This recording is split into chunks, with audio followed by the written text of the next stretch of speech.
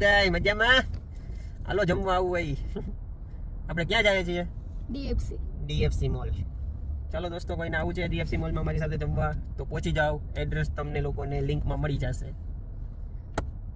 બાકી કયો નવીનમાં ક્યાંય હોય તો અમારા લાયક સેવા. અને અત્યારે ફૂલ ટ્રાફિક છે અહીંયા દુબઈની અંદર, બરોબર છે. તમારે જોવો હોય તો તમને હમણાં બતાવીશું. તમે જરીક જોજો.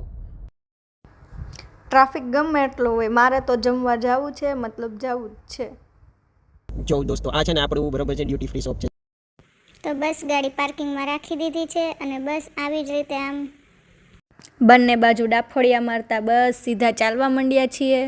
હું પાછળ છું ને રાજ આગળ છે, કારણ કે રાજને એટલી ભૂખ લાગી છે કે રાજને મારા માટે વેઇટ પણ થઈ શકતો નથી. બસ એ સીધા ચાલ્યા જ જાય છે.